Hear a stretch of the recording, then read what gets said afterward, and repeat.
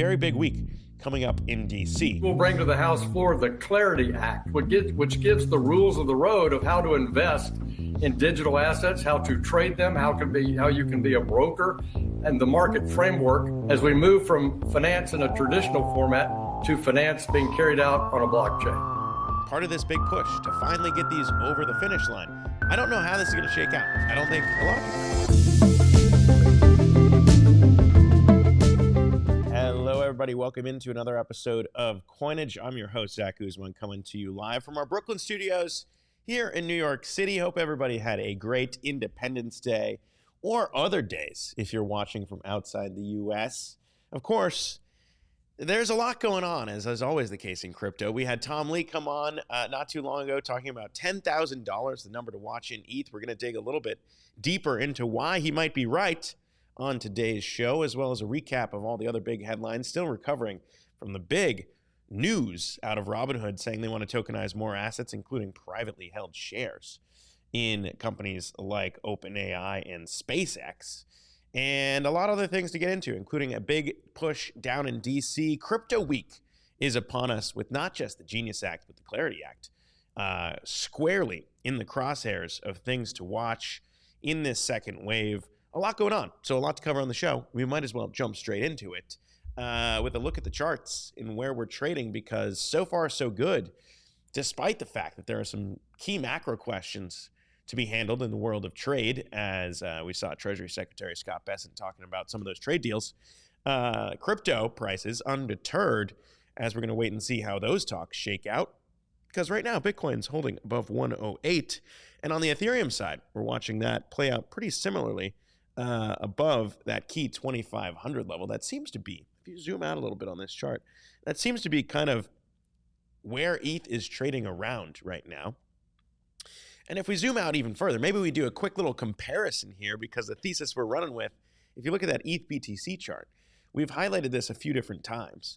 But if you zoom out, it almost looks like what had previously been kind of this level of resistance has now flipped into support, dare I say. We've shown this chart a few times over the last few weeks, certainly over the summer. And I don't know. I mean, we've talked about this. We're going to play a little bit of what we heard from Tom Lee, but the idea of that line now becoming support when you have not just the SBET-backed treasury company play from Ethereum co-founder Joe Lubin, but now also Tom Lee and what he's doing at BitMiner. Of course, if we look at BitMiner shares, you might see that they're under pressure today. Reason being, of course, as we've seen these ETH treasury plays come to market before, they have a huge run-up, no doubt. We've seen that with BitMiner. We're going to play what Tom Lee told us on Coinage last week, but this is kind of what you normally see is, shares run up. People get excited about the idea of another Ethereum, important distinction there, Ethereum treasury company, and shares come back to earth after some of that dies down. And saw the same thing happen with SBIT after Joe Lubin came out and said they're going to be buying ETH. Part of that was because of the pipe shares that they were unlocking for people to sell in that. Not sure how far we might see this one, BitMine, come back down to earth. But at the very least, if ETH continues to outperform like Tom Lee thinks it will, maybe not. Maybe it won't. Of course, it all depends on where ETH goes from here. But take a listen to why Tom Lee thinks ETH may be going to 10K soon enough. If you do the rough math, you get Ethereum would be very undervalued if you were looking at Circle relative to layer one. So that's why Ethereum probably could go to 10,000 or something. If the world suddenly realized we're going to tokenize more things, and like these tokenized assets like tokenized dollars trade at 100 times EBITDA, what should the blockchain be valued at? And so then suddenly ETH should maybe be worth a lot more money. So if ETH should be worth a lot more money, how much more money is the real question? Of course, you can check out the full interview that we had with Tom Lee on our site or on our YouTube. It's a pretty good discussion if you missed it. And not too surprising, really, if you think about kind of the thesis right now of the Ethereum Layer 2 thesis, what had been laid out years ago, and kind of where it's going now if Wall Street is to buy into that thesis. We're going to get into what we heard from Arbitrum's Stephen Goldfeder in just a little bit.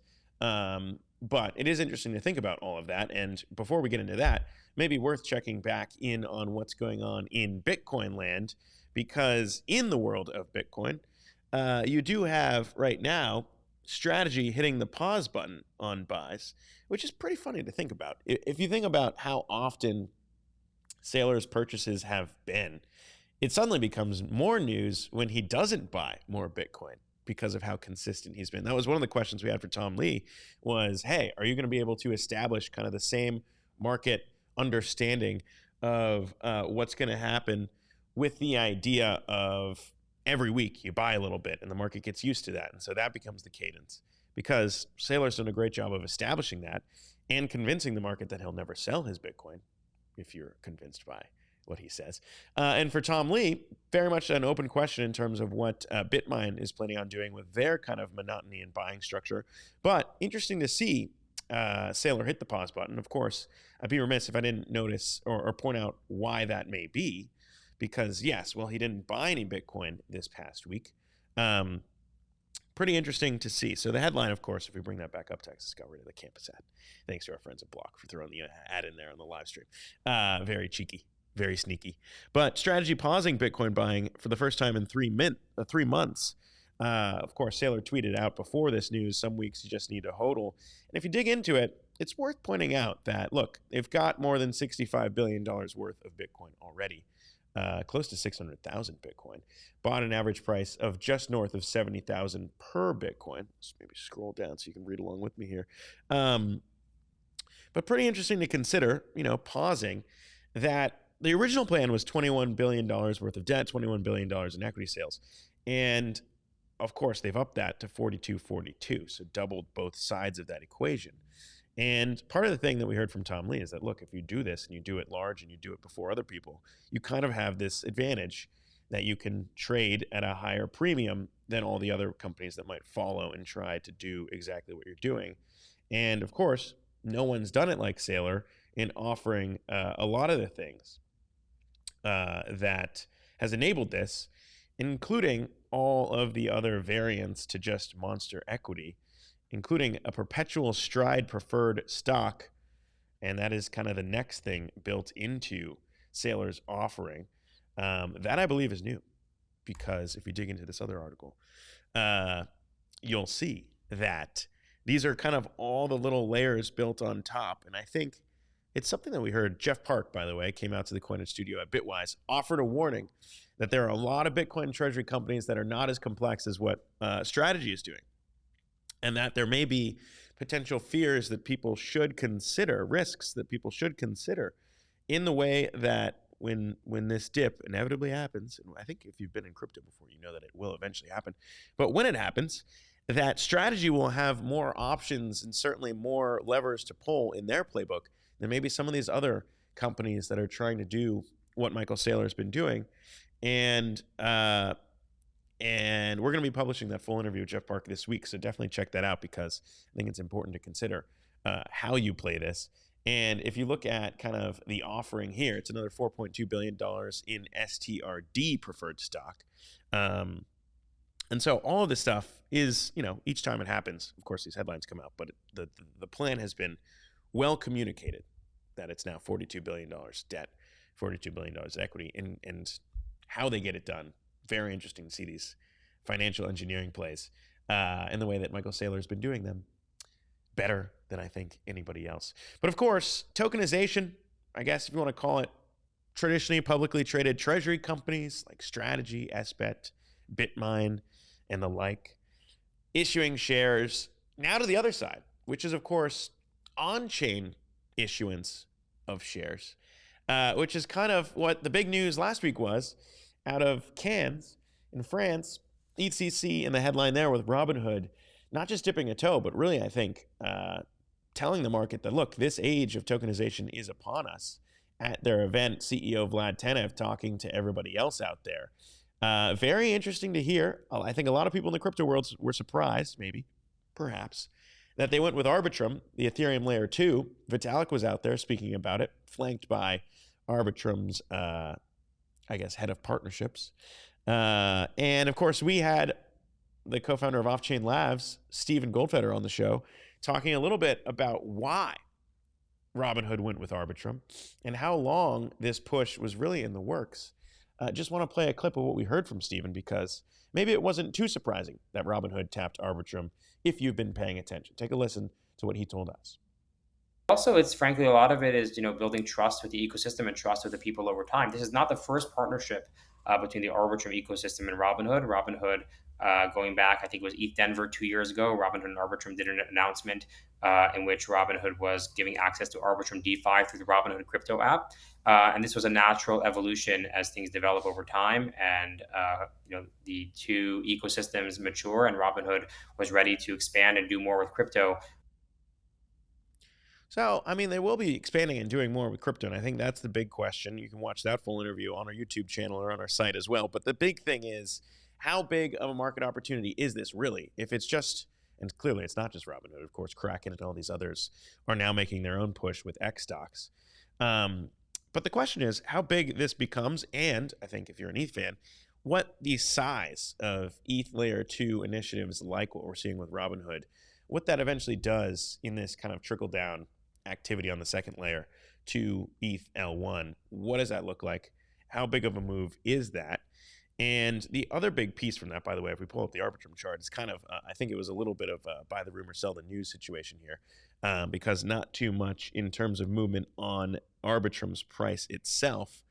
But there was a note from Bernstein to highlight here off of that news, and I think that everyone knows what's happening next, because they're calling it an equity tokenization wave is coming. And of course, I should note, if you didn't see it, the very interesting thing that happened in the aftermath of all this is that OpenAI came out and said, look, our shares are not really being issued on chain. Everyone should be aware and be careful. We haven't approved this. Kind of an interesting behind the scenes. I'm pretty sure that Robinhood just kind of tokenized their own holdings that they got through a special purpose vehicle. And so a little bit of back and forth there on that front. Maybe they feel a little bit less comfortable with the idea of their shares being tokenized since nobody asked them. But nonetheless, if you ask Bernstein, in their note, they say that it is a sign of things to come. And it's not just going to be tokenization of those shares. I mean, Robinhood's pretty well signaled that they want to do this with everything on their layer 2.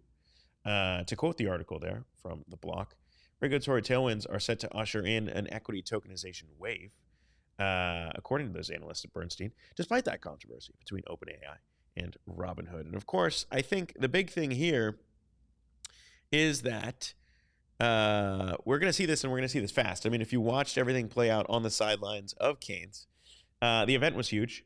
What we heard from Stephen is that this is going to happen very quickly, and that certainly Robinhood stands to gain as much as Arbitrum does as they kind of scale out their own layer 2 and use Arbitrum's tech. And the fact that they are aligned with the ETH kind of situation here in building in the ETH ecosystem, I think it is kind of interesting to flex that with kind of what the narrative had been up until that Solana was basically the one that all these institutions were flocking to. Maybe not the case. Maybe perhaps a bit overhyped in that. Of course, we had Kyle Samani on from Multicoin, one of the early Solana backers, kind of highlighting a bit of that. And this throws a little bit of cold water on the idea that it's Solana's game to lose, because perhaps a lot of that has already been building under the hood. That if you do believe Tom Lee, that's quickly how you get to 10K, is because if you have a Robinhood, how many other institutions are going to be doing the same thing? And if Wall Street's all building in the ETH ecosystem, suddenly perhaps the Solana lead looks a little bit shorter, a little bit smaller than people had maybe thought of. And of course, to wrap up the show, in order to get tokenization of all these things, it cannot just be that these things are happening under the Trump administration and then perhaps a new one comes in and all of it goes back to the old way of attacking crypto.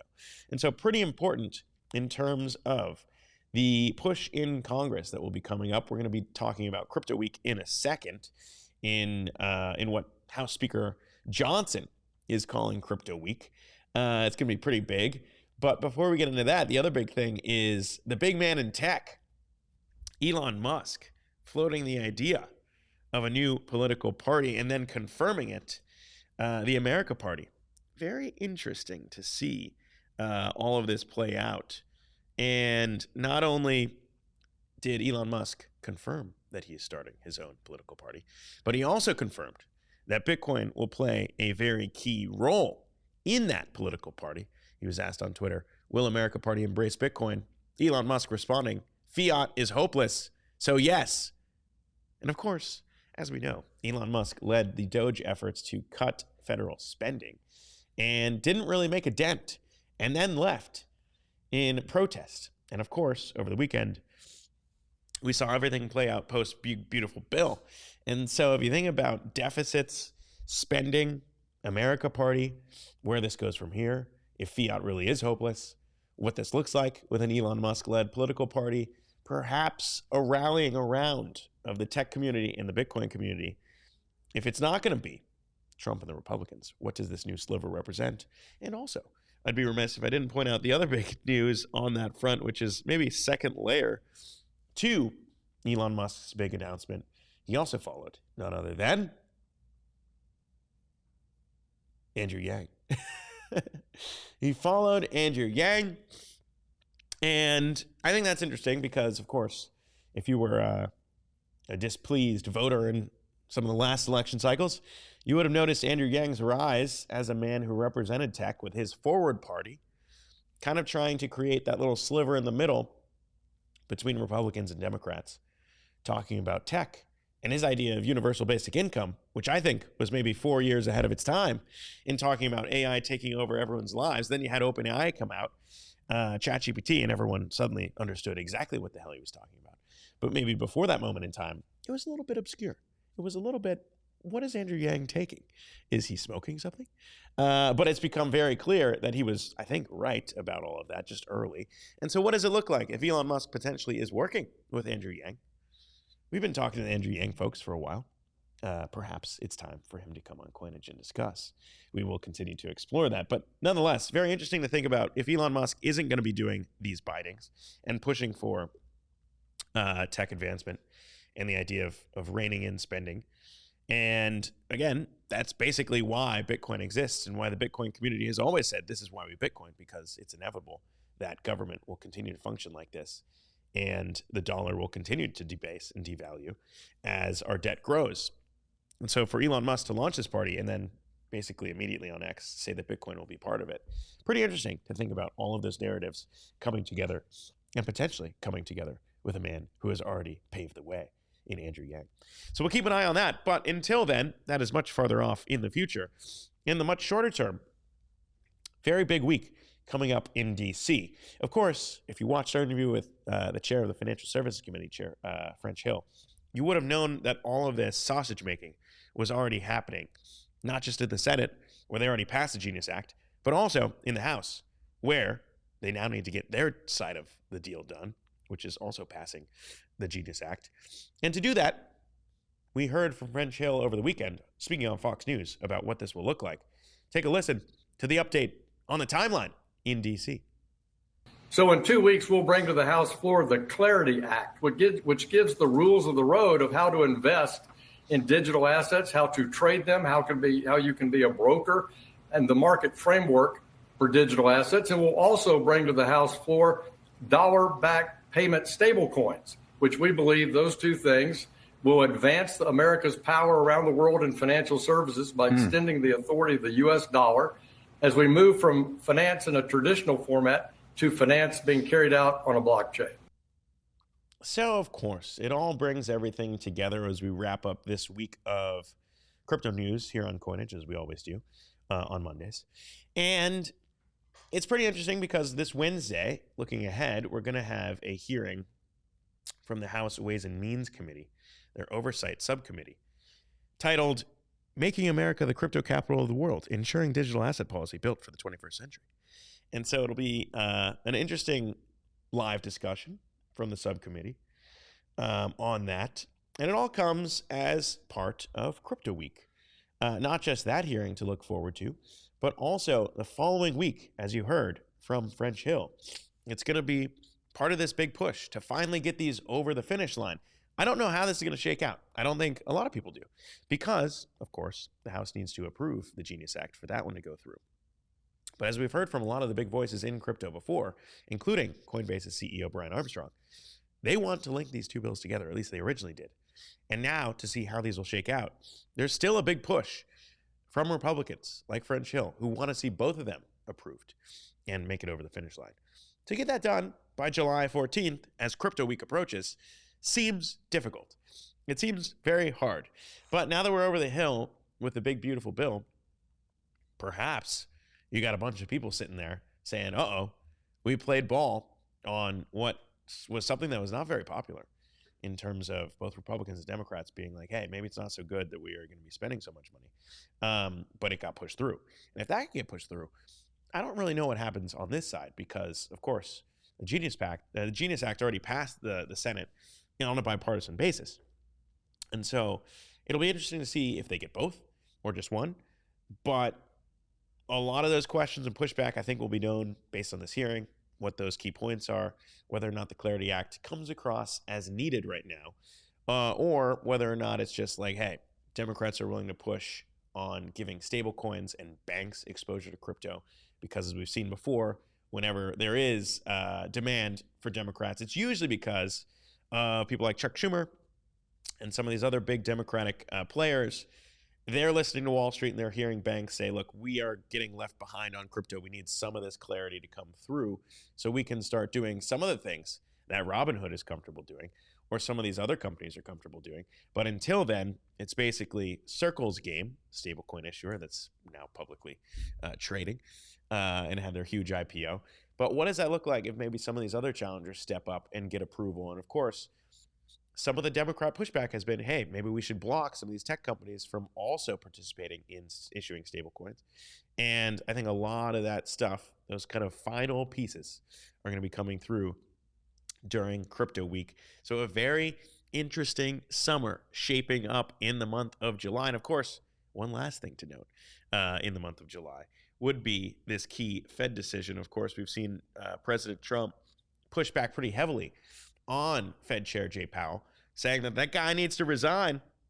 But right now, if you look at where odds are for a cut in this decision on July 30th, the next meeting at the Fed, I think it's pretty interesting to consider. Right now, a less than 5% chance of the Fed cutting. And I don't know how that changes, but I'm pretty sure it will be the determinant of where we go in the summer months. Of course, macro still reigns supreme. And if you think about all the unknowns on the trade front, we're going to be hearing those updates. We're going to see these numbers change. And I think the Fed in July, who knows? Right now, there is upside to come if it looks like a Fed cut is being underpriced right now. A lot can change through the month of July. But nonetheless, it's crypto week. And those aren't my words. That's coming from House Speaker Mike Johnson. And so if they're paying attention to it, you should be too. We're certainly doing that here for you. And we'll continue to recap all the headlines. If you haven't yet, you can head to coinage.media to own us with me and everybody else who's here as part of the Coinage DAO. And of course, we recap all these headlines every week on Mondays here live with you. And if you miss anything, you can go check out the full interviews that we post to coinage.media and on our YouTube page if you're not already subscribed. That's going to do it for us on this edition of Coinage. We'll see you again soon. Good luck, everybody.